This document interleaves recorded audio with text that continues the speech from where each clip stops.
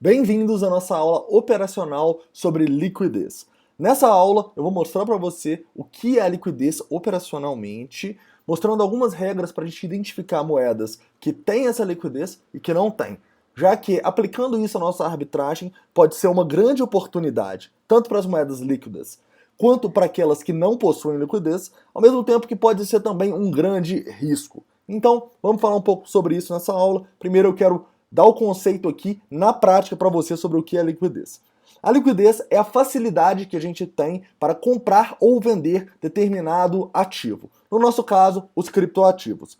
Eu estou num ativo bem líquido aqui, que é o Bitcoin.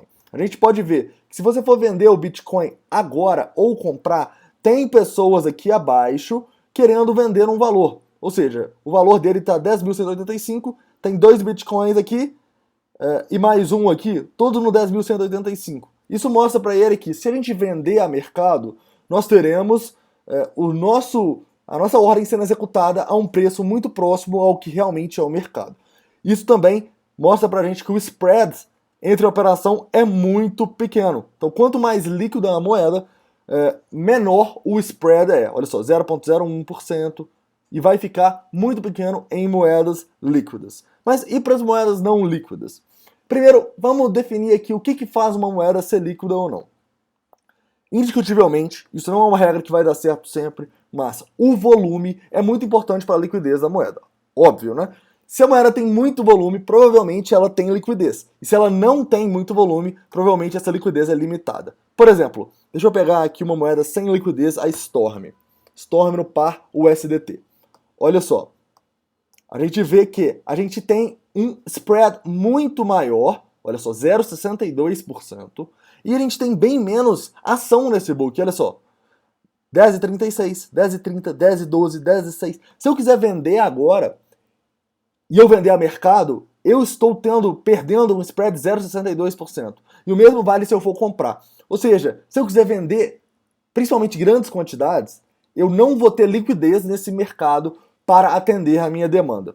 Correto? Deu para entender um pouco aí de como funciona? E para vocês olharem aqui, o volume é só, a gente normalmente fica em variação, clica no volume e aqui, ó, certo? Os maiores volumes e os menores. Vamos dar uma olhada para isso como que é em Bitcoin. Vamos pegar na Ripple aqui, por exemplo. Olha só a liquidez. Spread praticamente nenhum, correto? A gente pode vender ou comprar a mercado a um preço justo. Mas se a gente vai numa moeda sem liquidez, vamos lá, News, por exemplo, a gente já pode ver que nós temos bem menos ordens aqui sendo executadas, olha só.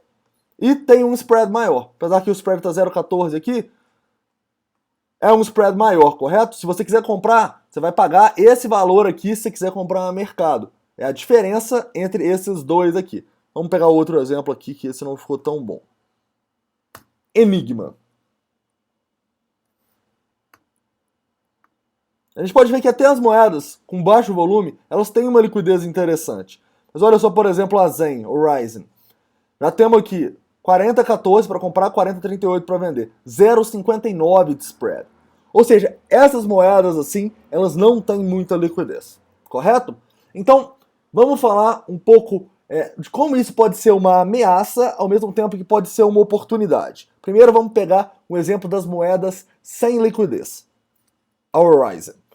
Nós podemos ver que, para realizar uma compra, a gente tem que colocar a nossa ordem aqui, no 40,15. Porque eu não quero pagar 40,38, um valor muito mais caro do que está no book, correto? Ou seja, isso acontece se você está bem posicionado no book e alguém te vender, pode ser uma oportunidade de comprar a moeda a um preço muito justo, correto? Assim como, se você for fazer uma arbitragem a market price, você dificilmente vai conseguir comprar ela a um bom preço.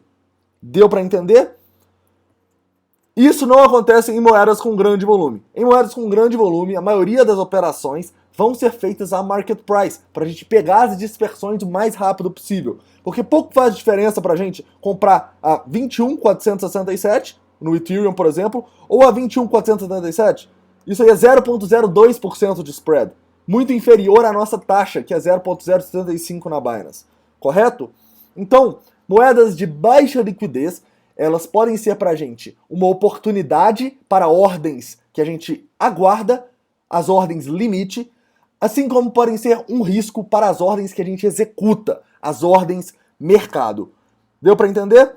Esse é um conceito básico que eu queria passar para vocês de liquidez, e à medida que for passando, a gente vai passar essas estratégias de maneira mais clara e mais simples para vocês pegarem, tá bom? Tanto para as moedas com liquidez, tanto para as moedas sem liquidez. Essa é a aula de hoje, espero que vocês tenham gostado.